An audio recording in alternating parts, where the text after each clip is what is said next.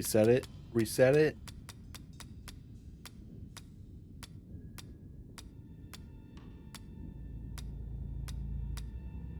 Okay, yeah. Ain't no way I'm getting in there.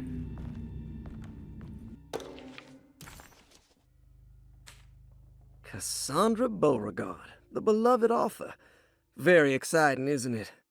What do you want to put down for reason for admission? What her agent told us. Cassandra suffers from writer's block and needs to finish her moving picture script before the end of June. Mr. Chardot suggests Cassandra's heavy use of barbiturates is holding her back and risks ruining her career. And how should we summarize her personal history? Let's keep it short. Cassandra Beauregard is a beloved crime author who managed to pull herself out of poverty and into stardom. 5 years ago, she tried killing herself by jumping off a balcony. The incident left her a cripple, and now relies heavily on her wheelchair. And for diagnostic impressions? Cassandra suffers chronic back pain following her suicide attempt. She self-administers morphine to keep herself ambulant, but has become addicted, and the desired effect is now lost. The drug abuse clouds her mind, and she is unable to focus on real life. To save herself from this insight, she instead makes up stories to fill out the gaps in her own thought process, resembling the Korsakoff syndrome. Oh, bravo, Doctor. How will you treat her? First of all, she needs to be weaned from her drug addiction, and hopefully it will resolve her compulsive lying. Then look into permanently numbing her pain in her back through surgery. Finally, deal with her suicidal thoughts. Fantastic. With such a short time before June, I really hope she gets better soon. We will do what we can. Oh? Grace Saunders, 11 years old. Reason for admission? The mother insists on strict supervision by a proper gentleman to avoid further perversion of Grace's adolescence. Personal history? Grace's family possesses modest wealth and status. Her childhood seems ordinary, spending most of her time with private teachers and family friends. Grace's father recently passed away, leaving her mother the sole caregiver. And diagnostic impressions? Grace has trouble dealing with her father's death. She is willingly suppressing her feelings on the matter and isn't properly acknowledging the trauma she suffered. Any planned treatment? Grace needs nothing out of the ordinary. She simply needs parental guidance. Eventually, we can work on her feelings toward her father. Thank you, Doctor. I'll finish the paperwork and get her installed. Malcolm McCarthy, 54 years of age. Reason for admission? McCarthy admitted himself to Derceto, stating simply that he needs some damn rest. And personal history?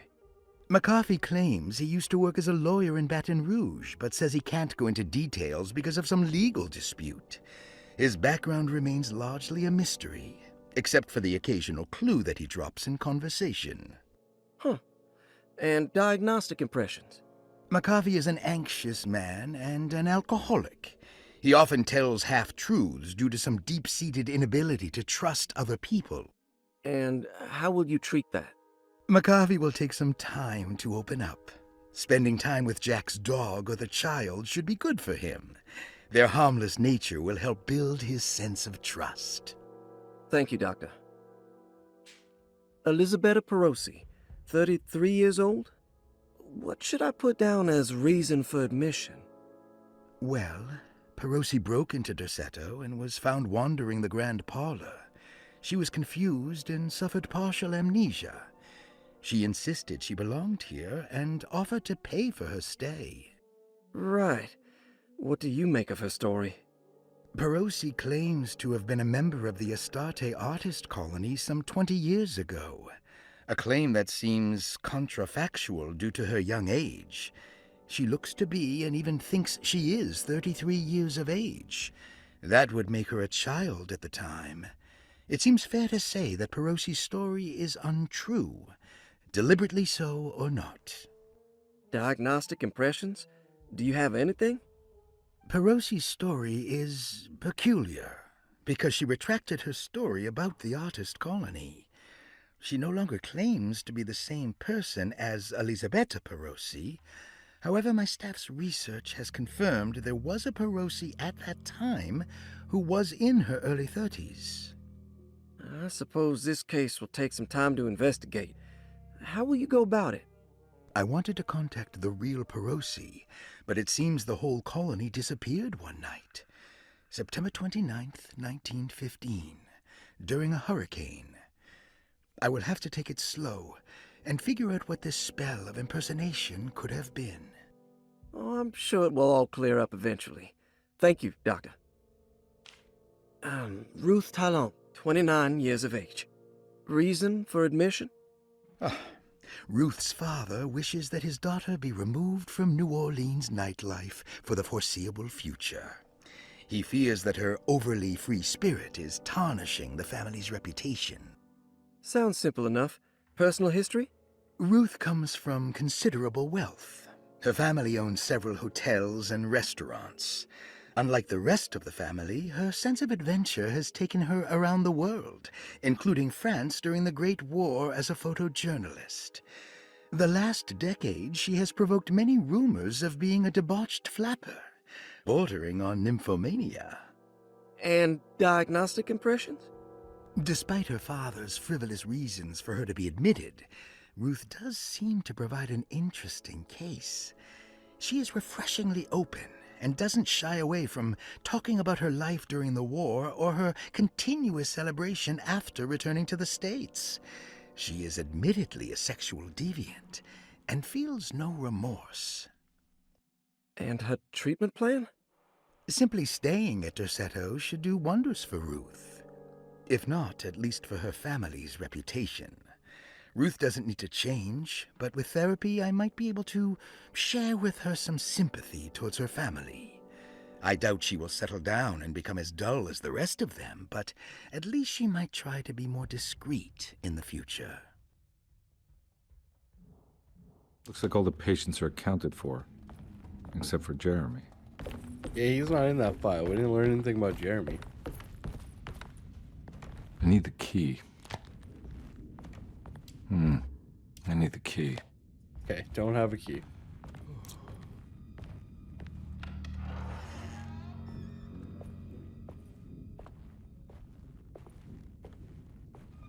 Well, I'll be on my way.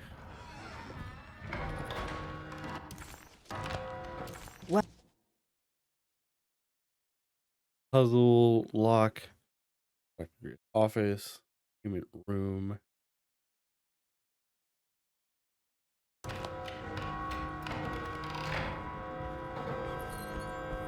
I like how I have blood on me.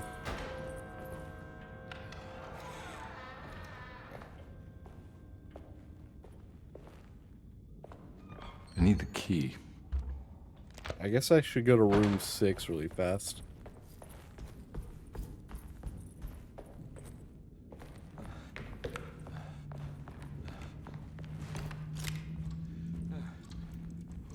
Oh. Yeah? Is that the only one I'm gonna look at? Okay. Yeah, sorry, Detective. Didn't mean to obstruct justice or anything. That's fine. You know, I'm kind of busy with my own case of a missing person. I was wondering if you've seen Grace, girl about yay high. I can't say that I have. Why are you asking? Well, I'm looking for her. Is she in trouble? No. She's just hiding somewhere. We can't have a rascal like that running around unchecked at a time like this, you understand? Well, I haven't seen her. Well, let me know if you find her. I'll be around. I'll keep an eye out for your man, Jeremy. You scratch my back, Detective, and I'll scratch yours. Okay, you drunk.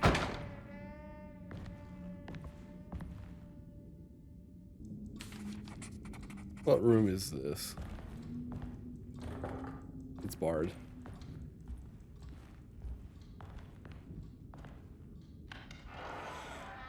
Looks like everything's back to normal here.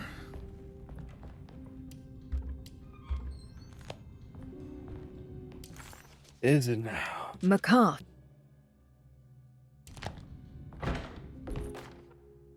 Emily's here. Emily's here. Okay. Now everything in this room has been checked. I guess a drawer. Well, it's good to know the puzzles are more like, hey, you gotta find. Okay. Hello? Whose room is this, if you don't mind me asking? And why do you have bullets in here?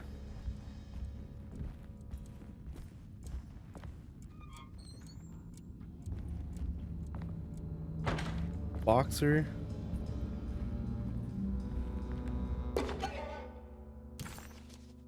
Almost done with that one as well. Also, I apologize if I pick up a southern twang or a Louisiana accent.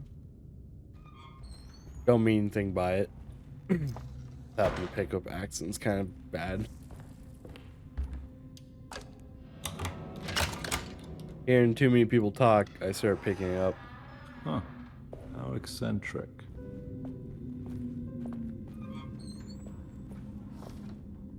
These paintings got some grim-looking rot on them.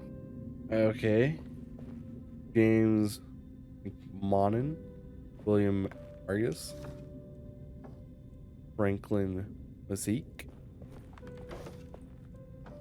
Brian Humphrey.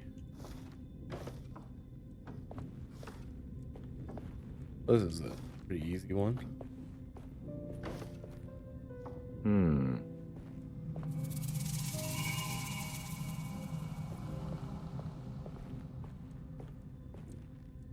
Rooms seems pretty similar. Don't know what that did. Did the thing on the nope, the back of the wall so good.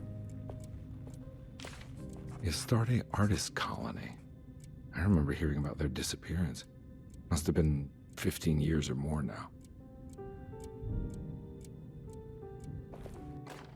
Will I need to remember how to get them out again? They are locked up for good reason. I am sure she is still able to whisper the answer in the ears of the wrong people. But not for long. I will see her burned soon enough. That black goat will be sacrificed to put an end to it all. Then it will all be over. No more Derceto, and sadly, no Astarte. Those good pirates of Pontchartrain. May you still sail the lake, until you find the shores of Hali. Okay.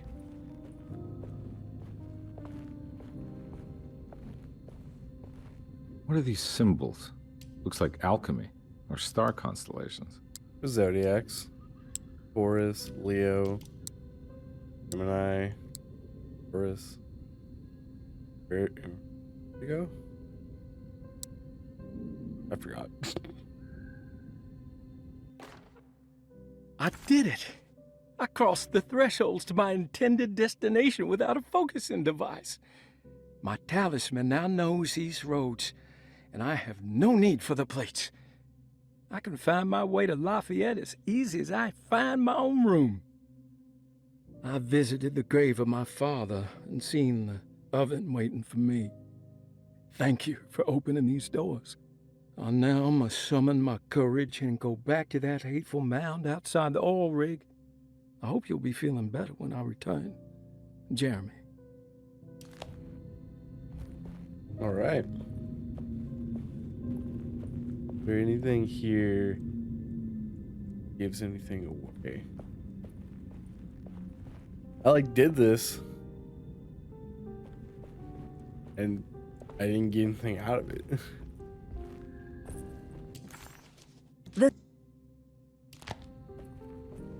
Like this is something I gotta come back to later.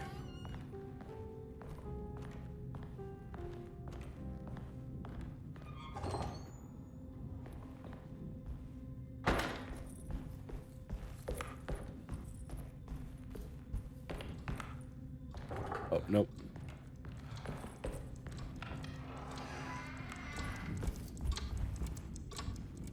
stained.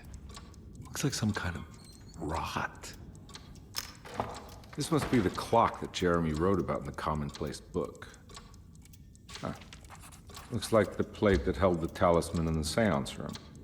But it's broken and missing some pieces.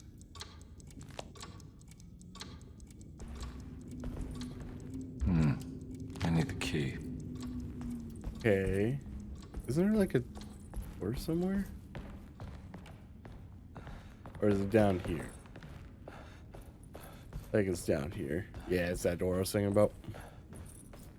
I need the key. Still gotta use this key for some stuff.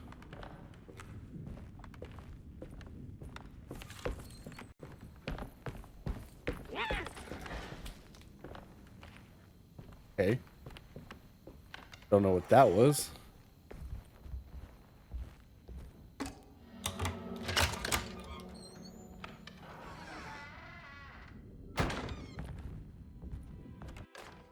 Lost Plantations of Louisiana, Thierry Briclot, This 1917. is a long ass book. Derceto was a small plantation on the eastern shore of Lake Pontchartrain. The land was considered difficult for industry and was sold for only $30 to Elijah Pickford in 1818. Pickford employed hundreds of workers from nearby New Orleans to clear the woods and build a small plantation mansion facing the lake with a striking Greek Revival temple facade. Derceto kept a modest production of Barrique tobacco and indigo that persisted up till the Civil War. During the antebellum era, Derceto was the source of many rumors concerning voodoo and witchcraft. People who traveled the lake reported seeing people dance at night in front of bonfires, bleating and wailing.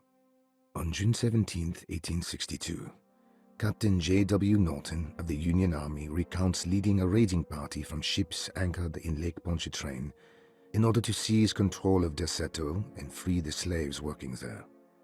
The captain was surprised to find the workers fighting back with unprecedented zeal.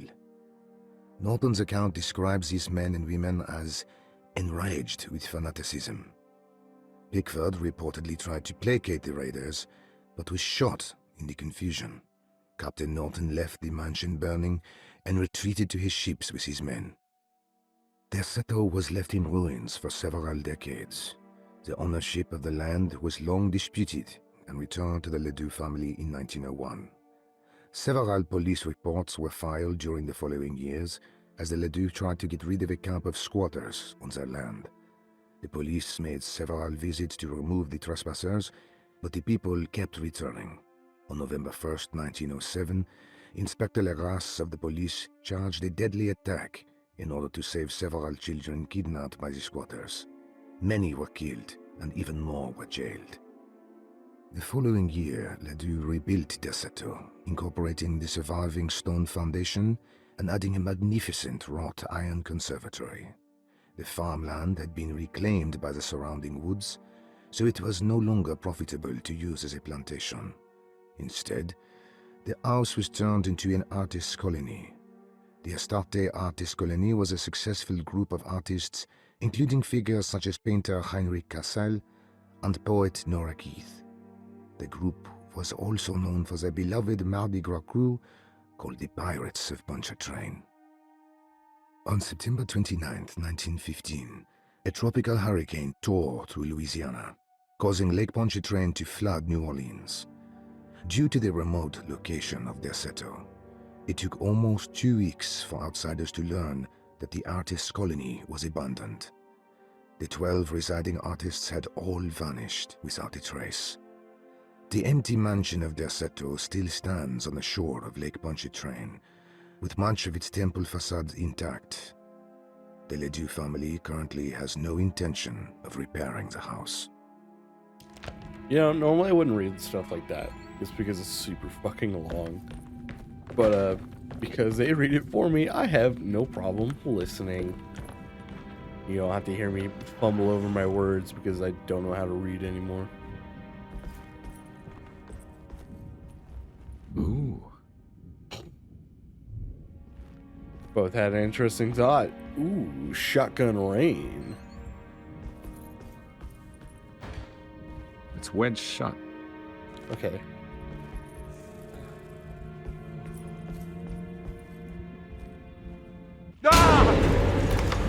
Holy shit. What's going on?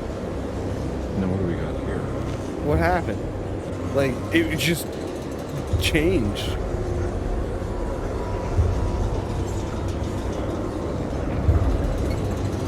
How do I...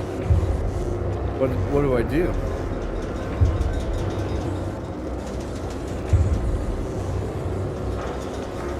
Oh good, some bolt cutters. Shotgun. It's missing. Okay. Like I'm in oil.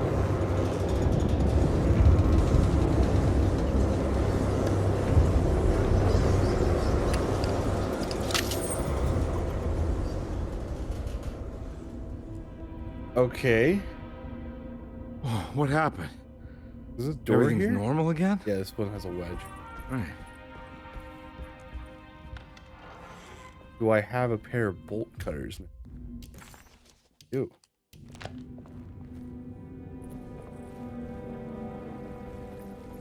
Well, well, well.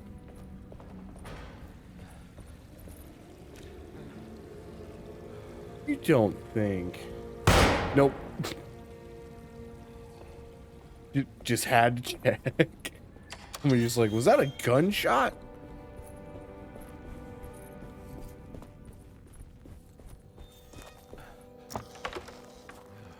Okay. I don't know if that ladder was there prior.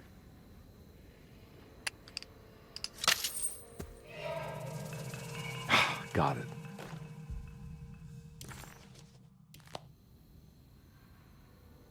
Okay. Can I use it to...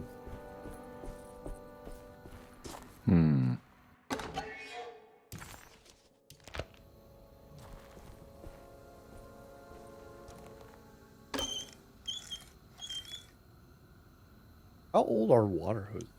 Huh. Okay. Where's the hose activated from?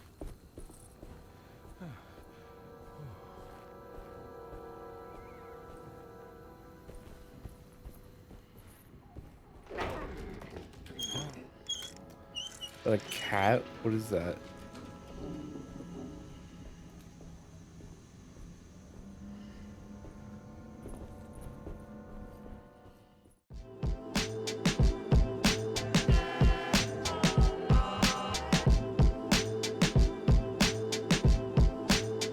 No problem.